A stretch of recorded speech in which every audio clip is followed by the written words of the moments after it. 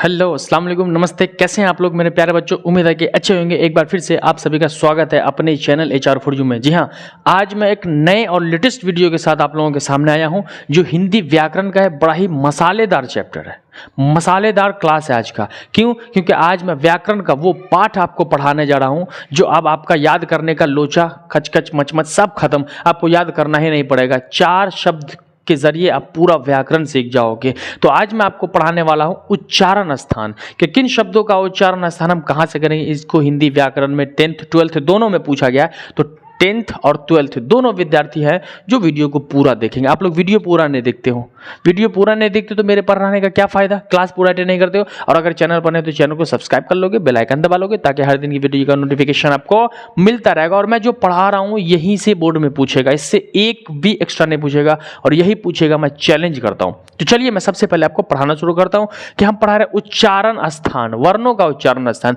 तो वर्ण तो आप जान चुके हैं, वर्ण, स्वर्ण वर्ण, व्यंजन वर्ण। स्वर्ण वर्ण 11 होते हैं, व्यंजन वर्ण 25 होते हैं, है ना। स्वर्ण वर्ण जो होता है वो स्वतंत्र होता है। व्यंजन वर्ण जो होता है ना वो स्वर्ण वर्ण पर आधारित होता है, उसके अनुसार होता है। तो ये आपको पता है, कॉमन चीज है ये बच्चे वाला। अब देखो मैं पढ़ाता हूं आपको उच्चारण स्थान आप कैसे किन शब्दों का निकालोगे। तो सबसे पहले आप यहां देखो, यहां पर ये वर्ण हो गया इस साइड में आपका, और दूसरे साइड में आपका स्थान, यानी जो वर्ण हमारे मुख के किस भाग से निकलेगा उसको मैं बस आपको बताऊंगा, आपको फॉलो करना है। सबसे पहले देखिए, पहला आपका कौन है? ओ आ क ख ग घ र। बताइए 1 2 3 4 5 6 7 7 आपको याद होगा 1 सेकंड में। क्या है? तो ध्यान से याद रखना है कि अ आ क ख ग घ र, इन सब का उच्चारण स्थान हो जाएगा आपका कंठ। कैसे? अब बोलो, अ आवाज यहां से निकला कंठ से, क ख ग घ र।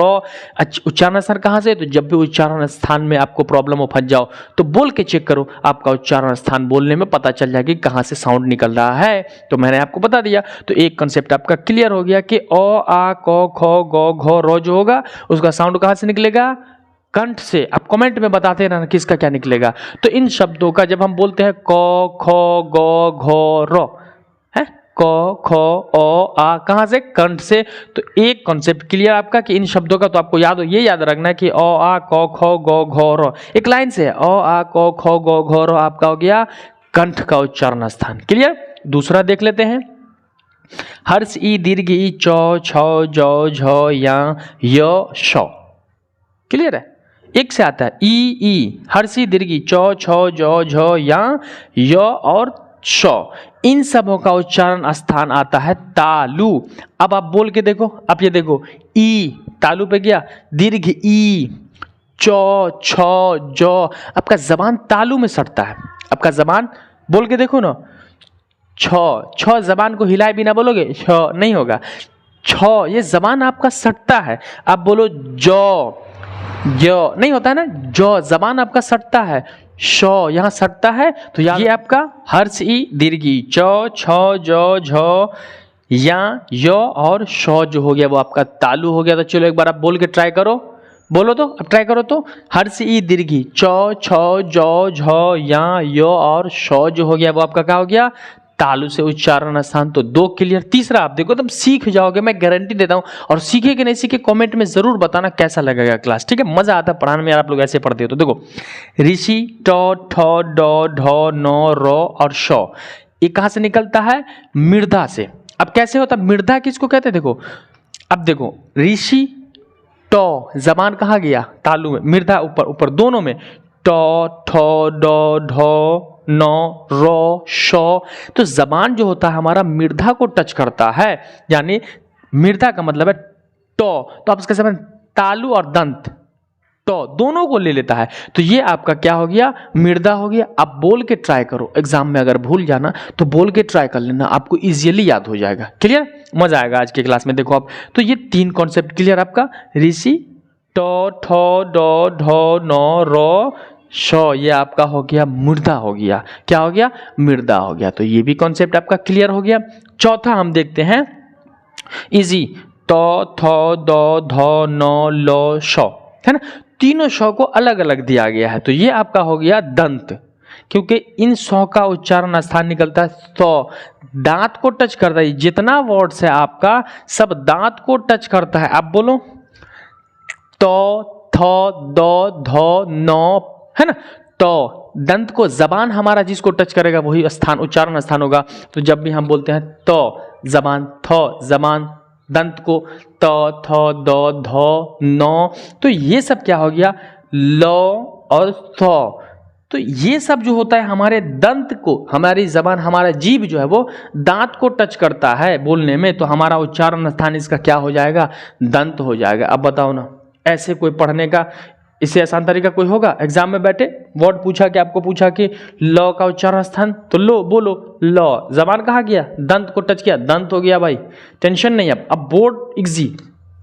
अब अगला आपको कर रहा है हर्ष उ दुर्ग हु, प फ ब भ म, इसका उच्चारण स्थान क्या होगा? तो चलो मैं वेट करता हूँ 5 सेकेंड, आप कमेंट में बताओ तो। हर्ष उ दुर्ग हु, प फ ब भ म, कमन कमेंट करो जल्दी, मैं वेट कर रहा हूँ 5 सेकेंड। हर्ष उ दुर्ग हु, प फ ब भ म, कमेंट करो इसका उच्चारण स्थान क्या होगा सबका, कमन। चलो अब मैं बताता हूँ, आप लोगों का कमेंट देख लिया, अब मैं बताता हूँ। देखो आप बोल के देखो, उ लोल गोल हो गया, दुर्ग उ लोल गोल हो गया, प फ ब भ म, इसमें दोनों लिप हमारा जो होता है लोल, जिसे हम होठ कहते हैं, ओष्ठ, वो सट जाता है, तो इसका उच्चारण स्थान आपका ओष्ठ हो जाएगा। ओष्ठ यानी होठ को कहते हैं। आप बोलो ना, हर्ष उ लोल घूम गया, दुर्ग उ, मजा भी आएगा आपको बोलने में, करके देखो, प फ ब भ म, प फ ब भ म, कहाँ से निकल रहा है उच्चारण स्थान, लोल, हमारे इसका काम होता है। अब ऐसे बोल सकता है कोई हा, नहीं बोल सकता, वो गूंगे लगेगा, ठीक है।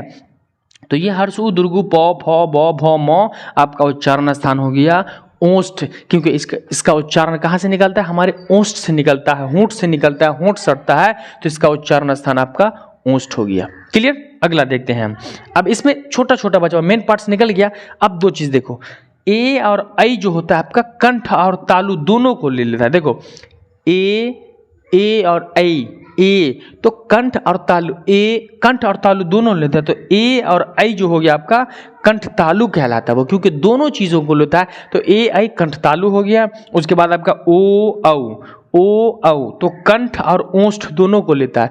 देखो ओ और होंठ दोनों का कमाल है, ओ में ये और ये लोल दोनों काम आता है, तो ओ और औ आपका कंठ और ओष्ठ दोनों से उच्चारण स्थान निकलता है, तो ये दोनों होगा। अगला आपका व जो है ना, व बोलने में ओठ तो आ रहा है लेकिन दंतोष्ठ आ रहा है, यानी दांत और ओष्ठ। व जब भी व बोलोगे तो आपका लोल तो घूमेगा और उसके बाद दंत को भी टच करता है जीभ, तो हमारा व जो हो जाता है वो दंत ओष्ठ हो गया। व क्लियर आपका। लास्ट बचा हुआ है र, या, नौ, मो, नो, इन सबको हम नासिका कहते हैं। नासिका यानी इनका साउंड नाक से निकलता है, जैसे र गया, या, नो, मो, नो, तो इन सब का साउंड कहाँ से निकलता है, नाक से निकल रहा है, तो इसको हम नासिका भी कहते हैं। क्या कहते हैं? तो ये था आपका उच्चारण स्थान। आपको समझ में आ गया? इसको नोट कर लो, इसको तो आप नोट कर लो, हर हाल में आपको नोट करना है और कमेंट में बताना कि सर मैंने नोट कर लिया, क्योंकि ये आपको इजी करता है, वरना आप ढूंढ के गेस में किताब में ढूंढोगे क का क्या होगा, ख का क्या होगा, परेशान हो जाओगे। मैंने इजी विधि कर दे, स्क्रीनशॉट मारो और अपने कॉपी में नोट कर लो, आपके लिए इजी। मैं आप पढ़ाई को इजी करने जा रहा हूँ। तो ये उच्चारण स्थान था आपका। अब इसमें आपका एक भी सवाल ना छूटेगा, 100% अगर उच्चारण स्थान पूछा तो आपको पूरा का पूरा बनेगा। ऐसे ही मैं हर चीजों को इजी करके पढ़ाता रहूंगा। तो आई होप कि यू ऑल हैव अंडरस्टैंड।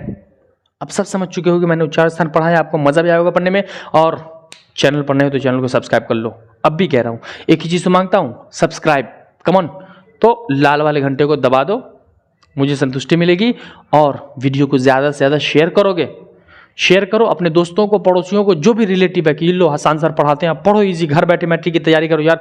95+ आपका 100 में 100 मार्क्स आ सकता है अगर आप मेहनत करोगे तो, ठीक है। तो I hope you all have understand. आप सबको समझ में आ गया होगा। तो दीजिए अपने हसान सर को इजाजत। मिलते हैं हम इसी मस्ती और जोश के साथ अगले क्लास में। तब तक के लिए जय हिंद, वंदे मातरम।